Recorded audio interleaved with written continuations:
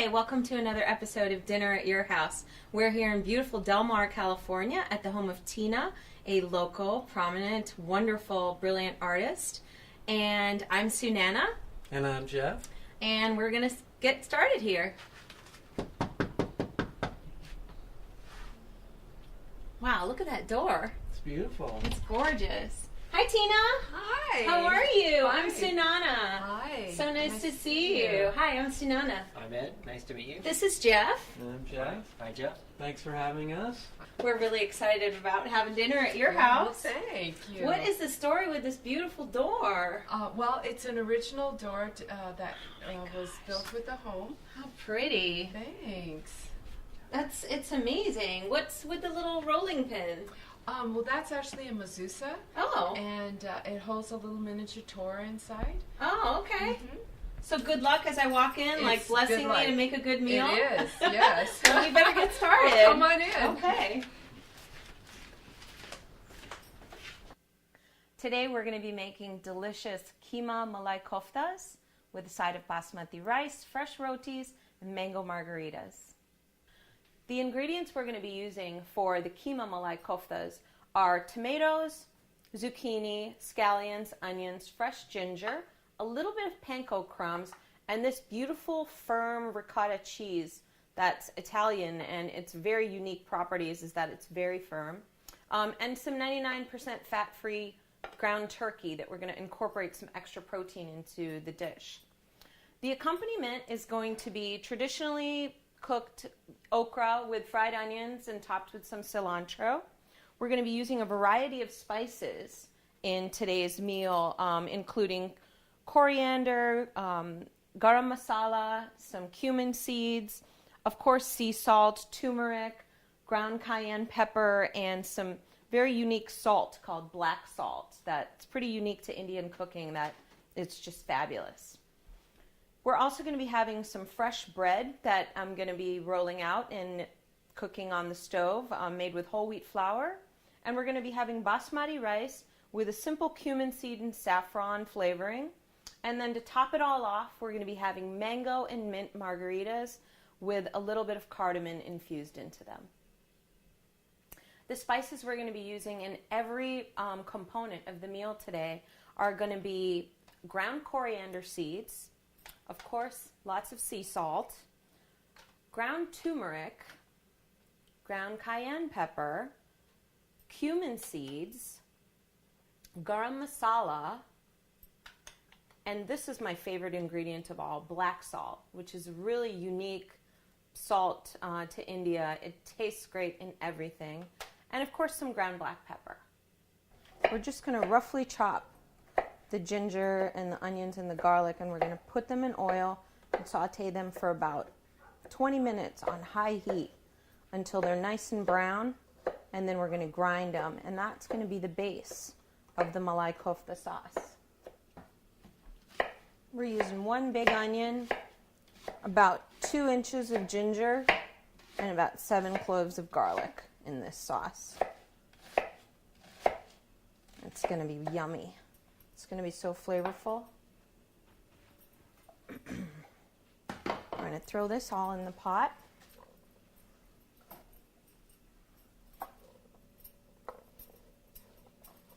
And start browning it.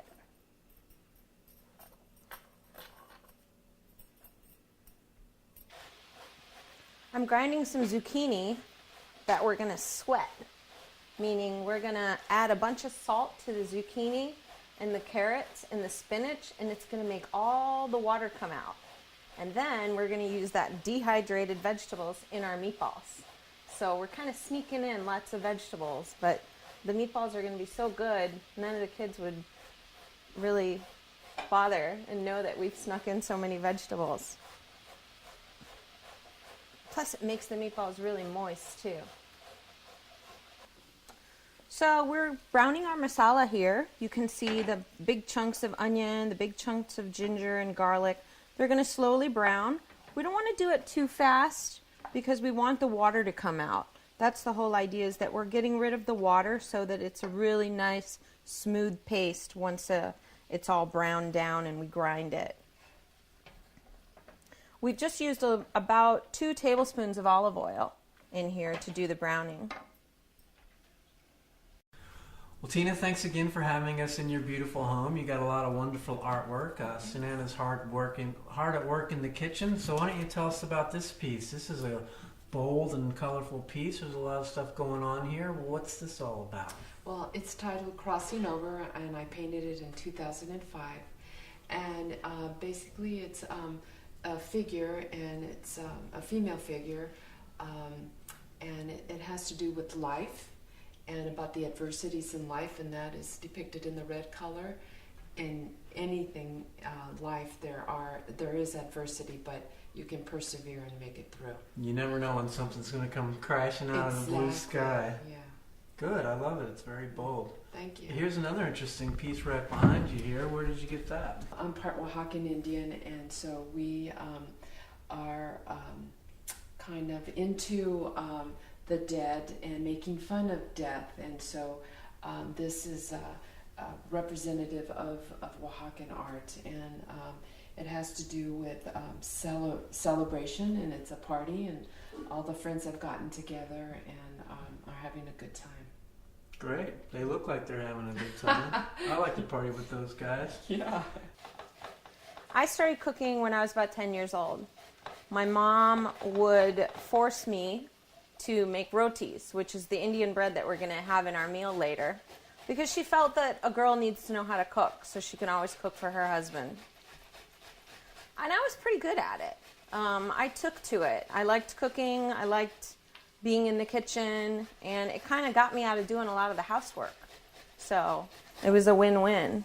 It also allowed me some freedom. If my dad liked a dish, suddenly I was allowed to stay out a little bit later, or stay over at a friend's house, have a sleepover. By the time I was about 20, I knew how to make almost everything that my mother could make. So there's our carrots and zucchini that are going to go into our meatballs. The last thing that's going to go into our meatballs is the spinach.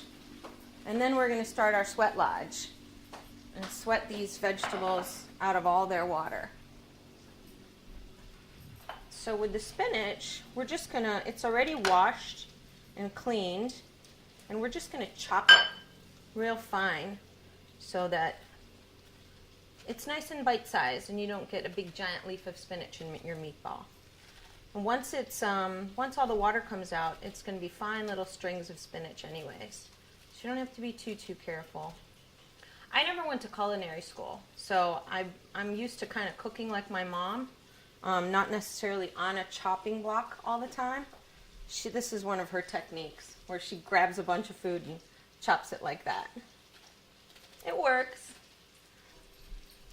It's best to use fresh spinach for this recipe, because even though you squeeze the water out of frozen spinach, the fresh spinach just tastes so much better. So we're at the point now where our masala is browned enough. As you can see, it's this beautiful caramel color. All of the components, the garlic and the ginger and the onions have broken down. And we're going to grind them, and the onions are nicely caramelized. So we're going to put this in the grinder and grind it and make a really nice paste out of it, which is going to be the base of our meatballs. So now we're going to add a bunch of sea salt to our zucchini, spinach, and carrot mixture. And you don't need to be scared. All that salt is not going to go into the meatballs. It's simply going to make the water come out, and then we're going to discard all of that water afterwards. So you just mix it up real nicely, and we're going to let it sit for about 10 or 15 minutes, and you'll see all the water is going to come out of the spinach and the zucchini and the carrots. Okay. This one's called Stepping Out, and I painted it around Halloween time. And basically, it's a vampire who is going out for the evening. So it's called Stepping Out, and he's out to have a good time. Yeah, he looks like he's pretty excited. In the background, it's set like in Louisiana, New Orleans. Great. That's a good vampire town. Yes. Although I haven't pictured him wearing such a nice shade of blue. That's good. Yeah, well, he's trying to not scare too many people. But with that face, I mean. Looks pretty happy. Yeah. Looks like someone I'd like to party with in New Orleans. So I'm quickly going to trim our okra here. The key with getting okra to be yummy and not slimy is to not add salt. Okra, traditionally, when you cut it, it tends to have a little bit of natural slime to it. But if you keep it not wet and keep salt away from it, that slime won't manifest. So it'll be nice and crispy and firm and lovely when you cook it. I learned that the hard way. You know, normally you add salt in any dish in the beginning so that it flavors it nicely. But in okra, you can't add salt until the very, very last end. Right before you're about to serve it, in fact. Some people cook it whole. I like to cook it, I like to half it so that the inside gets nice and spiced and flavored. Sometimes I have to wash the okra the night before and let it dry so that when I cut it, there's no water around. And that's what we did with this okra. We got it last night and washed it and laid it out on towels so that it was nice and dry for today. A lot of people have the wrong idea about okra because I think they've only had it in jambalaya or fried okra, and not everybody likes it. But okra can be so delicious when it's nicely spiced. It's a really unique flavor, and it's a great texture in your mouth. We're going to cook this okra just with onions and some spices. We're not going to add too much to it. I don't like to overly spice my vegetables. So now that we have our masala nice and brown, we're going to put it in this blender and grind it down to make our paste. That's part of the fun of cooking in other people's houses. They have great stuff, utensils, implements. Am I doing it wrong? Let's hope not. Okay. Perfect. That's the perfect color paste that we want for our base. And we're going to put it right back in the pot and start adding our spices. My work, basically, for me, I tell a story about what's going on in my life at the time. And this piece is untitled, but it has to do with me trying to find balance in my life. And you can tell that this, for me, is the shape of the keel of a ship. Of a ship. To steady you on your journey. To stabilize it, and so it's stabilizing me in my journey in life, and that's what this piece is about. And I'm hanging on to it, holding on, making sure that I go through life with a balanced attitude. Yeah, that's good advice for us all. So the red, is that kind of like the symbol of yourself, or? Yes, this shape here is the shape is hanging on to the keel. I see. Does the black thing over here have the significance? Is that some deviltry sneaking in? No, it's I just thought that the colors look pretty good, black and red, and yeah, you know, it's good to sneak in some of the contrasts. It is. Oh, good. That's another great piece. And what was it called again? It's untitled. Untitled. I didn't have a name for this one. I guess words couldn't sum up the scope of it. I don't normally try to think of a title. I do a piece and then I just wait for it to tell me if it wants to be named, and this one didn't. I see. Well, that's good enough. Great. We're going to add our spices and tomato sauce so that it makes a nice, beautiful sauce that we're going to put our meatballs in. I'm going to turn this down to a low heat because we don't want the water to go away now. We want it to be nice and moist. And if it bubbles, it kind of spits at you. So you don't want to cook it on a high heat because now the onions are a paste and it burns. So we're adding one 12-ounce can of tomato sauce. And we're going to cook that down a little bit. So we're going to add a tablespoon of salt, about a teaspoon of cayenne pepper, a teaspoon of turmeric powder,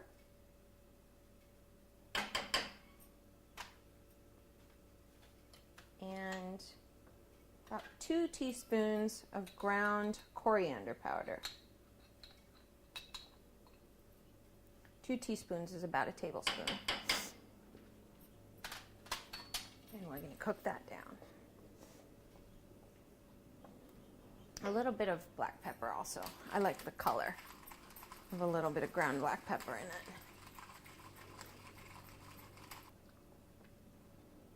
Okay, so we're going to let that cook down for a few minutes till it's nice and bubbling. And we're going to get our meatballs ready to put into the sauce. Okay, this looks really interesting. What's this? That's ground turkey, as is this. I got 2 pounds of ground turkey. And then we're going to use this amazing firm ricotta cheese. It's Italian, so you know how like when you buy ricotta, it's never in a big chunk like this. It's kind of dry. Right, but this is nice and firm and really, really creamy. So we're going to incorporate this into the meatballs along with these vegetables. And what this is this is ground up, shredded zucchini, carrots, and spinach that I've sweat the water out of. So this is in a salt water, so all the water comes out. And we're going to squeeze out all the water and add it into the meatballs. Pretty healthy. Yeah. Okay, so now we're just going to use the yolks of 2 eggs. And the reason I don't use the whole egg is because it kind of makes it a little bit tough. And I want the egg to be a binder, but I don't want it to toughen up the meat when we added all those nice vegetables to it. So I just used the yolks. We're going to use some panko crumbs. It's about ½ cup of panko crumbs. You don't have to use it all. And then the rest of our meat, and then we're going to add our spices. So we're adding some spices to our keema koftas now. And we're going to start with a little bit of salt. Again, some hot chili. Just a little bit, not too much, about a ½ teaspoon. And some garam masala. Garam masala is a 5 spice. It has mace and black pepper, cumin, coriander. It has a bunch of different things in it. And that's what gives it a really nice aroma as well. And some black pepper. I mix it until I think it's done, but then I make a tiny sample and cook it on the stove. Just to make sure the salt content is right and it's spiced up enough, because once you put it in the sauce, it's too late. So we're just going to make little bite-sized meatballs of the keema malai kofta. Everything is mixing up really nicely. They're really going to be nice and firm. You don't want to make them too big because you want to make sure that the meat cooks all the way through. And you don't want to make them too small because then they tend to break up in the sauce. So just about the size of a tiny lime is a good size for them. I also put a little bit of oil on my hands because there's not a lot of fat in the mixture, because you know the ground turkey is low fat and the cheese is low fat and there's a lot of vegetables. So I just oil my hands up a little bit so that it's easier to make the balls and they don't stick to your hands.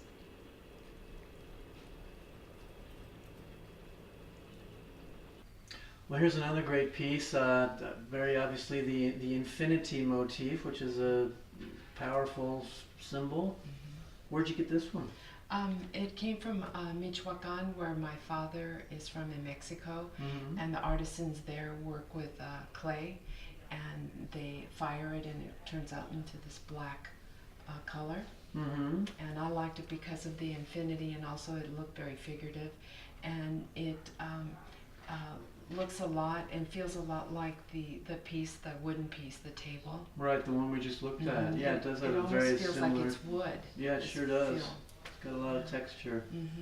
I myself like three-dimensional artwork that I can touch, because I'm a real touchy-feely kind of person. Me too. I have to touch everything.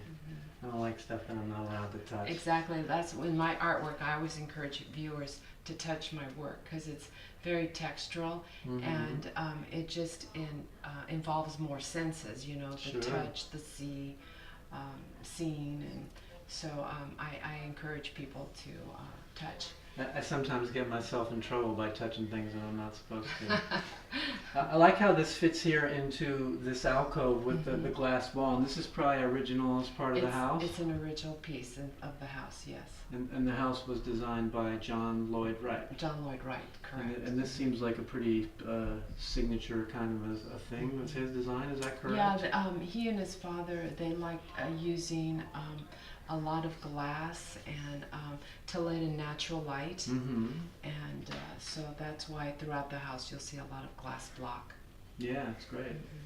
It provides a lot of nice ambient light to show off all your artwork. So we made meatballs out of the keema malai koftas, and we're going to just plop them into our sauce here, and we're going to let these simmer on low heat for about 25 minutes, and they'll be cooked all the way through. The sauce is going to make them really tender inside too. Some people like to bake them, but I think that dries them out. So I like to put them right in the sauce. Just like that. We've got a big, nice open wok on medium heat here, and we're going to be starting with a little bit of sesame oil. Sesame oil has a really delicate, nutty flavor, so I like to use it for okra because okra is such a light vegetable. Within the sesame oil, we're going to be frying up some onions. This is one sweet onion, the Vidalias. The Vidalia onions tend to be not quite as pungent as the Spanish, so I really like to use those more in this dish with okra than the Spanish onions. So we're not going to fry these too much because we like to keep them a little bit al dente, a little bit firm with our okra. So I just want to put in some scallions for color, and we're going to add very simple spices to this mixture. It's basically just going to be turmeric and coriander. We're going to add salt, but as we said before, we have to add the salt at the very end so that the okra doesn't get slimy. I'm adding about a teaspoon of turmeric and about a teaspoon of coriander powder. And we're just going to fry that up so it's nice and colorful and mixed up before we put the okra in. This tends to cook well on a high heat, but you got to keep at it. Keep stirring it. Look at that beautiful color.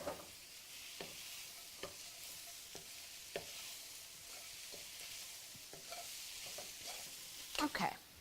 Now we're going to add in our okra. Again, it's dry, not washed. Washed the night before. And we're going to mix it all up and let it cook down and soften for about 7 to 10 minutes. I'm going to start the basmati rice, and we're going to cook it really simple with just a little bit of cumin seeds and butter and a little bit of saffron and salt. I like to use butter because I don't really use butter in anything, but in rice it just tastes so yummy. I think it tastes a lot better than using oil. You know, you can use olive oil, you can use sesame oil, you don't even have to use it at all. In fact, you could dry roast the cumin seeds, but in rice I like to put a little bit of butter. So we're going to use about a teaspoon of the cumin seeds, and we're going to roast them until they're fragrant, and they're going to be nice and brown. That's what's going to give the rice a really pretty brown, nutty color and flavor. So if you want to prevent your butter from burning, you just lift it up off of the flame before it gets brown. And once our cumin seeds are nice and brown, then we're going to add our rice in. We're going to be using 2 cups of organic basmati rice. You can use any kind you want. Some people prefer brown rice. You can use that as well. It takes a little bit longer to cook. But we're hungry, so we want to use the basmati rice, which cooks up nice and fast. And our cumin seeds are nice and brown now.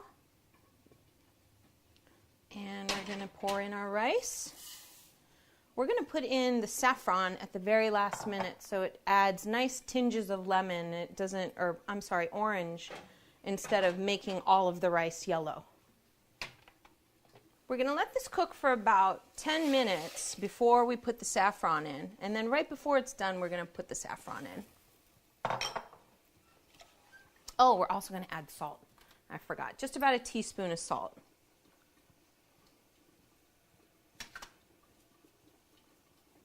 Looks like our okra is done. It's been about 8 or 9 minutes. Oh my goodness, it sure is. And it looks great.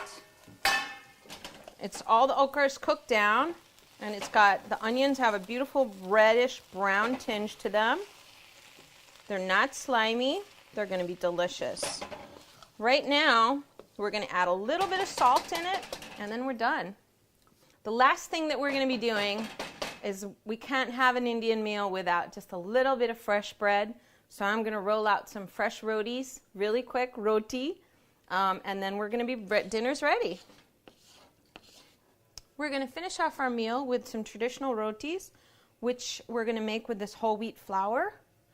And they're very simple. There's just whole wheat flour with water, and we're going to cook them on the griddle and top them with a tiny little bit of butter.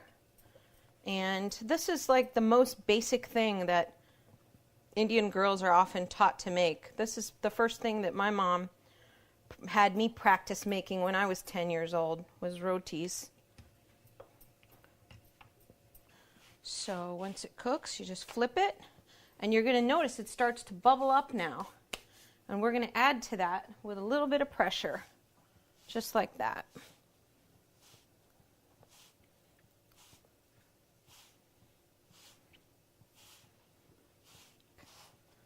See, that's how you want it. You want it to bubble up and get full of steam like that. Beautiful. So I wanted to incorporate the Mexican theme into the meal somehow, and so I came up with these mango margaritas. You know, they're margaritas, but kind of an Indian flavor to them with the mango. So I just wanted to propose a toast. Right. Thanks for having us over. Thank And you. I hope you like the food I made. Cheers. Wonderful cook. Thank you. Thank you. Wow, very refreshing. You like the black salt in it? It makes it a little bit salty. It does. It's Yeah. too bad we can't have smell TV. Right, exactly. Oh wow, it's delicious. Yeah. It is really good. All the flavors. Mm. Another job well done. It did turn out nice. Everything's delicious. It's very well balanced. Good.